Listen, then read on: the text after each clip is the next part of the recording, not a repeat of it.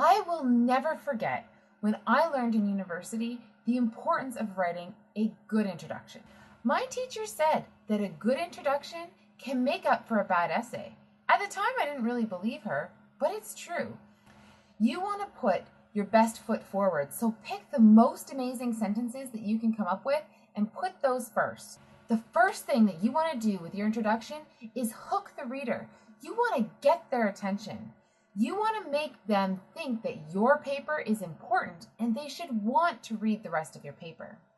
In the first 1, 2, maybe 3 sentences, you have to get that person's attention. You have to make them want to read your paper. A good way to do this is by talking about the significance of the issue or the relevance of the issue.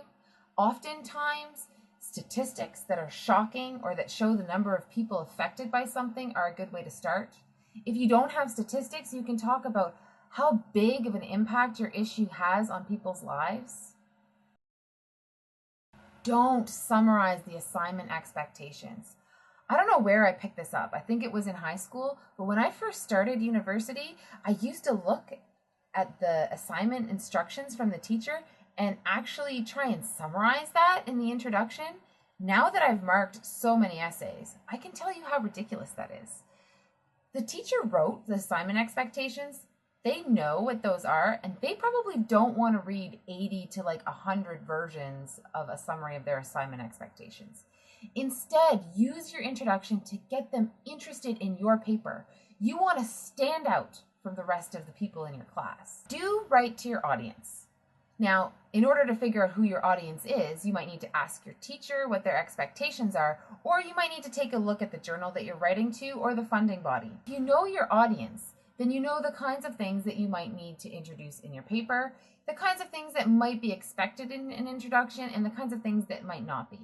One example I can think of is definitions. When a student starts a paper with a boring definition, that's not the strongest way to start an introduction.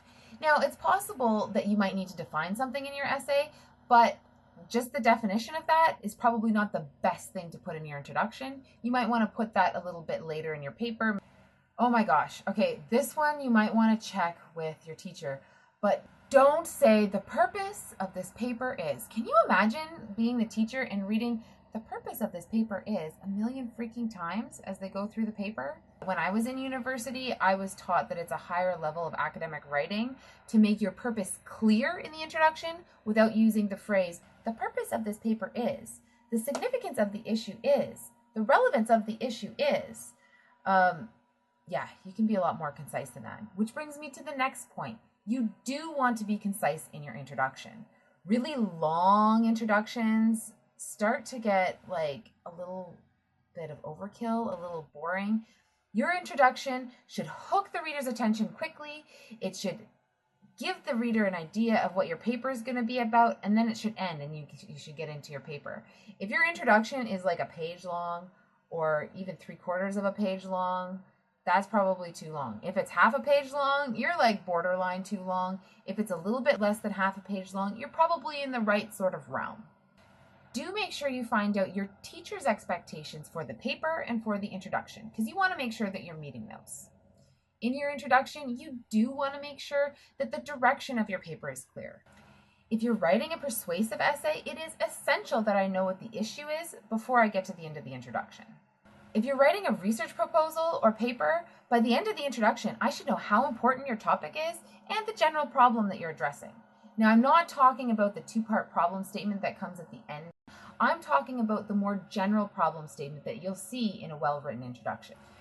When you're writing your introduction, you want to make sure that you're building excitement for the reader so that they want to read the rest of your paper.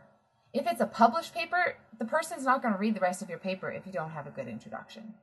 If you're writing for a teacher, you want to make sure that your teacher is interested in your paper so that you make their reading experience more enjoyable. If their reading experience is more enjoyable, it's very likely that they might miss a few little omissions here and there. So you want to set a good first impression right at the beginning. One final tip, make sure you think carefully about your title. Your title is really the first impression that your teacher gets. Your title beside your introduction should give your teacher a really clear idea of what it is your paper is about. If you found this video helpful, please let me know in the comments below, give the video a like, and you can also subscribe if you want to know when more videos are released. Now, YouTube doesn't let you know all the time, so if you want to know every time I upload a video, you're going to need to hit the little bell beside the subscribe button to be notified when new videos come out. Thank you very much, and I hope that your introductions are amazing. Now, I recommend that students don't actually write their introduction first. I think it's kind of hard to write an introduction if you don't know where you're headed. So make sure that you have an outline and a good idea of what's in your paper before you actually write the introduction, so that you know where you're trying to lead your reader to before you write it.